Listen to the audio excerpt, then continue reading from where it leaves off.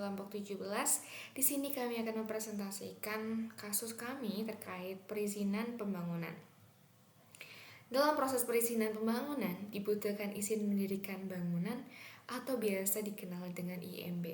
Nah, IMB dapat dikeluarkan ketika peruntukan bangunan sesuai dengan RT/RW daerah.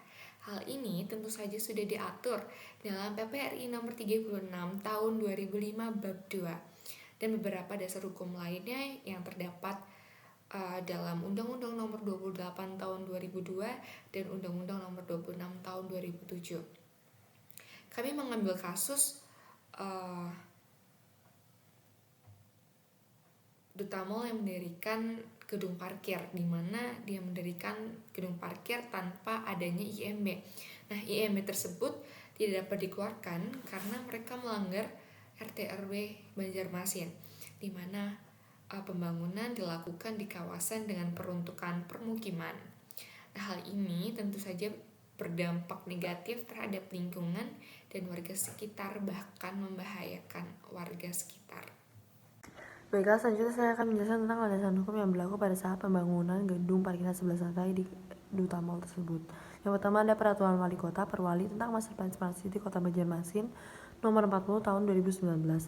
Pada proses dan prosedur perencanaan dalam penyusunan dokumen master plan ini terdapat 5 tahapan. Yang pertama, penyusunan profil kawasan yang diawali dengan profil existing.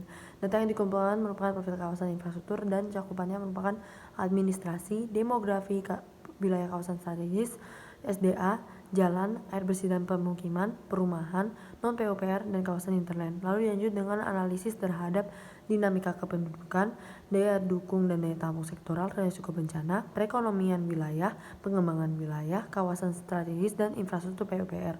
Lalu melakukan ultimate kawasan strategis, lalu menyusun skenario pengembangan kawasan, dan diakhiri dengan menyusun strategi pengembangan wilayah dan kebutuhan infrastruktur 10 tahun ke depannya. Dilanjut dengan menetapkan lokasi kawasan inkubasi dan penyusunan development plan dengan umur rencana 5 tahunan. Development plan merupakan rencana aksi yang disusun sebagai respon atas gap yang timbul antara ultimate goal yang terdapat dalam master plan dan ketersediaan serta kualitas infrastruktur saat ini. Kemudian, saya akan menjelaskan tentang proses dan prosedur perencanaan dalam penyusunan dokumen RT/RW. Pertama, persiapan, meliputi pembentukan tim penyusun, penyusunan kerangka acuan kerja, penetapan metodologi yang digunakan, kajian awal data sekunder, persiapan teknis pelaksanaan, serta pemberitaan kepada publik. Kedua, pengumpulan data dan informasi, baik primer maupun sekunder. Ketiga, pengolahan data dan analisis. Keempat, perumusan konsepsi meliputi alternatif konsep rencana, pemilihan konsep rencana, serta perumusan rencana terpilih menjadi muatan RT/RW. Kelima, penyusunan dan pembahasan rancangan peraturan daerah meliputi penyusunan naskah akademik rancangan peraturan daerah tentang RT/RW, penyusunan rancangan peraturan daerah tentang RT/RW, serta pembahasan rancangan peraturan daerah tentang RT/RW. Kemudian, saya juga akan menjelaskan mengenai proses dan prosedur perencanaan dalam penyusunan RDTR yang tidak jauh berbeda dari proses dan prosedur perencanaan dalam penyusunan RT/RW, yaitu terdapat tahap persiapan, pengumpulan data dan informasi, pengolahan data dan analisis data, perumusan konsep RDTR, serta penyusunan dan pembahasan rancangan peraturan daerah tentang RDTR. Baik, selanjutnya kelompok kami berhasil mendapatkan peta rencana tata ruang wilayah dan peta rencana detail tata ruang dari kota Banjarmasin.